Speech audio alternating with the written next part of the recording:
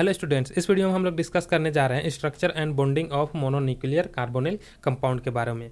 Mononuclear यानी वैसा compound जिसमें सिर्फ एक ही मेटल हो और बाकी सारे लिगेंड क्या हो, कार्बोनिल ग्रुप यानी कार्बन मोनोऑक्साइड ग्रुप। अब इसमें क्या है, थोड़ा सा समझना है कि कार्बोनिल ग्रुप में होता क्या है, यानी कार्बन मोनोऑक्साइड में बॉन्डिंग कैसे होता है। यहाँ पे कार्बन और ऑक्सीजन के बीच में क्या होगा, डबल बॉन्ड इस तरह से बना होगा। अब ऑक्सीजन के पास जो दो लोन पेयर है, ठीक है, उसमें से एक लोन पेयर ये इसको डोनेट करेगा और यहाँ पे इन दोनों के बीच में इस तरह से बॉन्ड होता है। अब कार्बन के पास जो 2 इलेक्ट्रॉन रह गया, ठीक है, यहाँ पे तो 2 ही इलेक्ट्रॉन कार्बन शेयर किया और ऑक्सीजन से बॉन्ड बनाया। इन 2 इलेक्ट्रॉन को ये मेटल के साथ इस तरह से शेयर कर सकता है, तो या तो मेटल के साथ यहाँ पे कार्बन के बीच में डबल बॉन्ड इस तरह से बन जाएगा, या तो फिर मेटल के साथ में यहाँ पे सिंगल बॉन्ड बनाएगा, ऑक्सीजन के साथ में यहाँ पे बन जाएगा ट्रिपल बॉन्ड, ठीक है। तो यही इस तरह से बॉन्ड का फॉर्मेशन हो सकता है मेटल और कार्बोनिल ग्रुप के बीच में, इन दोनों तरीके से। तो हम लोग उसी को यहाँ पे डिस्कस करेंगे और ये होगा करेंगे हम लोग हाइब्रिडाइजेशन थ्योरी का यूज करके। और यहाँ स्ट्रक्चर ऑफ मोनोन्यूक्लियर कार्बोनिल में फर्स्ट हम लोग एग्जांपल देखेंगे क्रोमियम हेक्सा कार्बोनिल का। यहाँ पे ये मोनोन्यूक्लियर हो रहा है क्योंकि एक मेटल आइटम है और उसके साथ 6 कार्बोनिल ग्रुप लगे हुए हैं, ठीक है, मोनोन्यूक्लियर हो गया।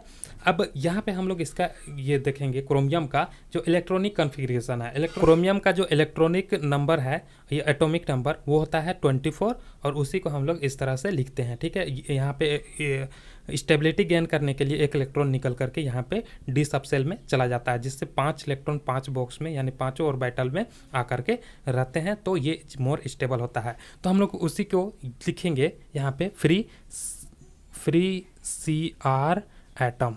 इसमें क्या होता है उसको देखिए, पहले बनाएंगे हम लोग डी सबसेल का 1 2 3 4। अब हम लोग इसमें ऑर्बिटल में इलेक्ट्रॉन भरते हैं, 4s में 1 इलेक्ट्रॉन और 3d में 5 इलेक्ट्रॉन, 1 2 3 4 5, ठीक है। अब यहाँ पे जब ये फ्री कार्बन क्रोमियम एटम था तो हम लोग को इस तरह से इसका इलेक्ट्रॉनिक कॉन्फ़िगरेशन मिला। अब अगर क्रोमियम एटम इन हम लोग लेंगे CrCO6, इस मोलिक्यूल में देखेंगे यानी इस कंपाउंड में हम लोग देखेंगे तो क्या मिलेगा उसको ध्यान से देखिए। यहाँ जो इलेक्ट्रॉन है ये जंप करके यहाँ आएगा। हम लोग को देखिए क्रोमियम है और क्रोमियम के साथ 6 कार्बोनिल ग्रुप लगाना है, यानी 6 वैकेंट ऑर्बिटल चाहिए, 1 2 3 4 5 6, और हम लोग को मिल गया 1 2 3 4 5 6 वैकेंट ऑर्बिटल। समझ में आ गया किस तरह से होगा। क्रोमियम एटम का जो इलेक्ट्रॉनिक कॉन्फ़िगरेशन होगा CrCO6 में क्या होगा उसको देखिए, 3d यहाँ पे लिख देंगे 6 और 4s में 0। इस समझ में आ गया क्या होगा इसका इलेक्ट्रॉनिक कॉन्फ़िगरेशन, ये क्रोमियम हेक्सा कार्बोनिल में। अब हम लोग लिखेंगे क्रोमियम जो हेक्सा कार्बोनिल है CO6, इसमें बॉन्ड किस तरह से फॉर्मेशन होगा उसको पहले हम लोग इसको ड्रॉ कर लेते हैं। तो जो जितना इलेक्ट्रॉन था उसको हम लोग एज इट इज लिख देते हैं।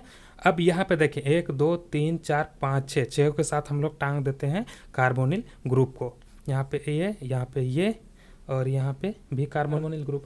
अब क्या होगा, कार्बोनिल में आप लोग को हम बताए थे कि ये जो इलेक्ट्रॉन है अनपेयर इलेक्ट्रॉन ये मेटल को डोनेट करेगा। ये जो अनपेयर इलेक्ट्रॉन यानी 2 इलेक्ट्रॉन ये मेटल को डोनेट कर रहा है, इस केस में मेटल है क्रोमियम, तो हम लोग 2 इलेक्ट्रॉन दर्शा देते हैं डॉट डॉट में, या तो आप क्रॉस में भी दर्शा सकते हैं, बहुत सारे बुक में क्रॉस में दिया रहता है, हम डॉट डॉट में दर्शाते हैं, ठीक है। यहाँ पे डॉट डॉट क्या है, electron donated bye carbonyl group. अब यहाँ पे देखें हाइब्रिडाइजेशन किस तरह से हो रहा है, कहाँ से कहाँ तक, यहाँ से हम लोग यहाँ तक देखेंगे तो ये हम लोग को मिलेगा D2S और P3, ठीक है, D2sP3 हाइब्रिडाइजेशन ये हो रहा है।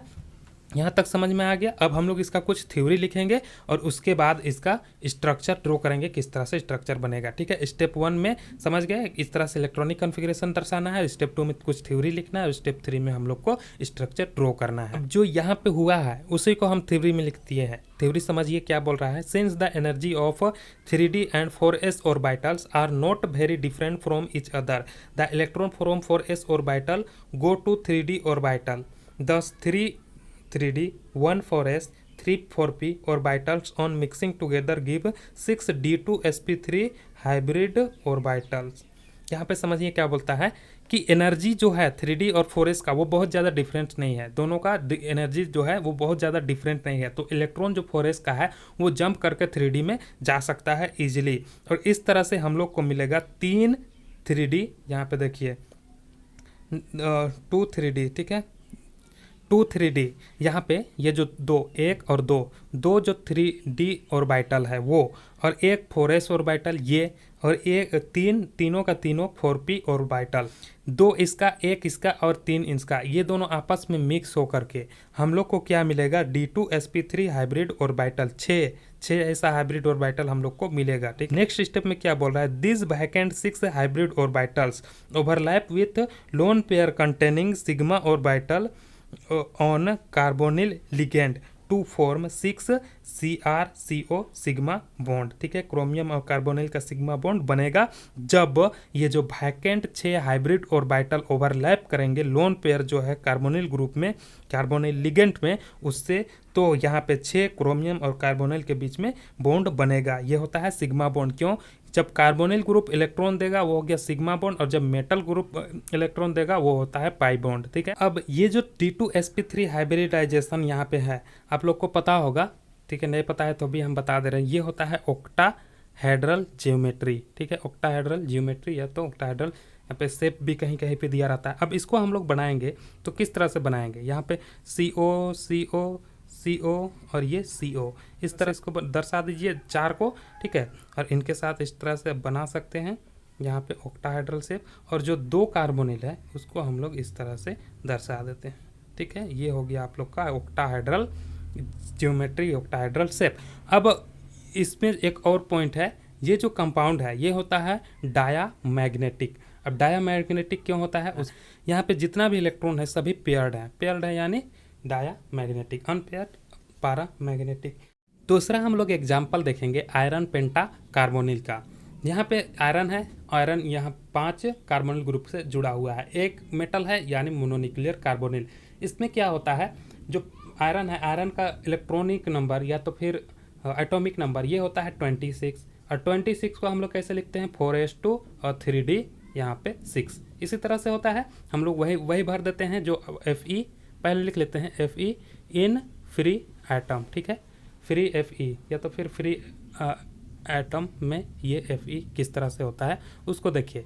यहाँ पे 4s में 2 इलेक्ट्रॉन इस तरह से भर देते हैं, और 3D में 6, 1 2 3 4 5 और 1 इलेक्ट्रॉन यहाँ पे पेयर कर देते हैं। ठीक है, कहीं से भी पेयर कर सकते हैं, हम लोग यहाँ से शुरू में ही पेयर करते हैं। इतना क्लियर है, इसमें कोई डाउट नहीं। अब जो नेक्स्ट हम लोग को लेना है वो होता है Fe इन आयरन पेंटा कार्बोनिल में किस तरह से इसका इलेक्ट्रॉनिक कॉन्फ़िगरेशन होगा उसको देखिए। पहले किए थे उसी तरह से, अब यहाँ पे जो जितने इलेक्ट्रॉन है उसको हम लोग पेयर करेंगे तो होगा क्या, 1 2 3 4 हम लोग को ऑर्बिटल है, और यहाँ पे 8 इलेक्ट्रॉन है, दोनों सबको पेयर कर देते हैं, 1 2 3 4 5 6 7 8। तो इस तरह से हम लोग को मिल गया 1 2 3 4 5 खाली ऑर्बिटल, यानी जो Fe आयरन का जो इलेक्ट्रॉनिक कॉन्फ़िगरेशन होता है 3D 8 और 4s 0, 4p में भी 0, इस तरह से इसका इलेक्ट्रॉनिक कॉन्फ़िगरेशन होता है जब ये पेंटा कार्बोनिल आयरन में रहे। अब FeCO5 इसका हम लोग टोटल देखेंगे तो यहाँ पे क्या होगा, पहले जितना था इलेक्ट्रॉन उसको भर देते हैं, जितना इलेक्ट्रॉन था उसको भर देते हैं। अब 5 कार्बोनिल यहाँ पे आ करके इसको इलेक्ट्रॉन डोनेट करेगा, उसी को हम लोग लिख देते हैं, डोनेट किया है अपना लोन पेयर, उसी को हम लोग डॉट से दर्शा दिए। समझ में आ गया किस तरह से। यहाँ पे हम लोग को क्या मिला है, DsP3 हाइब्रिडाइजेशन। पहले क्या हुआ उसको समझते हैं। इलेक्ट्रॉन उठ करके 4s ऑर्बिटल से 3D में गया, और यहाँ पे हम लोग को 5 वैकेंट ऑर्बिटल मिला। अब ये 5 वैकेंट ऑर्बिटल आपस में मिक्स होकर हाइब्रिडाइज बना DsP3, 5 hybrid DsP3 hybrid orbital मिला। अब ये जो 5 ये DsP3 हाइब्रिड ऑर्बिटल है ये कार्बोनिल ग्रुप के जो अनपेयर इलेक्ट्रॉन या तो फिर क्या लोन पेयर इलेक्ट्रॉन है उससे ओवरलैप करके ये बॉन्ड का फॉर्मेशन किया, सिग्मा बॉन्ड का। जैसे हम लोग पहले जो लिख चुके हैं उसी तरह से थ्योरी लिख दीजिएगा, ज़्यादा कोई दिक्कत नहीं है इसमें। अब हम लोग इसका जो स्ट्रक्चर है उसको ड्रॉ करते हैं। और DsP3 है तो अब पता होना चाहिए यहाँ पे इसका जो स्ट्रक्चर होगा वो होगा ट्राइगोनल बाय पिरामिडल। अब उसी के हिसाब से हम लोग इसका स्ट्रक्चर ड्रॉ करने का कोशिश करते हैं। पहले Fe लिख देते हैं, Fe के साथ हम लोग लगा देते हैं कार्बोनिल ग्रुप लगाना शुरू करते हैं। इस तरह से 3 कार्बोनिल ग्रुप लग गया। अब इसके साथ 2 और लगाना है, इसको इस तरह से लगा देते हैं, ठीक है। तो आप लोग को पता होगा ट्राइगोनल बाय पिरामिडल का जो स्ट्रक्चर होता है ये कुछ इस तरह से हम लोग को मिलता है। यहाँ तक कोई दिक्कत नहीं। थर्ड हम लोग का एग्जाम्पल है निकेल टेट्रा कार्बोनिल। इसमें देखिए निकेल है मेटल और एक मेटल है मोनोन्यूक्लियर हो गया, ठीक है। अब निकेल का जो एटॉमिक नंबर होता है वो होता है 28। इसका इलेक्ट्रॉनिक कॉन्फ़िगरेशन हो जाएगा 4s2 और 3d8, ठीक है। 4s2 20 होता है और 3d8 28। अब यहाँ पे हम लोग इसको अगर इसका इलेक्ट्रॉन भरेंगे इसमें और ऑर्बिटल्स में तो यहाँ पे 2 इलेक्ट्रॉन जाएगा 4s में और इसमें 8। इसको भरते हैं किस तरह से 1 2 3 4 5 और 3 ऑर्बिटल में हम लोग भर देंगे 2 इलेक्ट्रॉन। यहाँ तक ठीक है, कोई दिक्कत नहीं। अब हम लोग का जो निकल में ये हो गया फ्री निकल एटम का इलेक्ट्रॉनिक कॉन्फ़िगरेशन।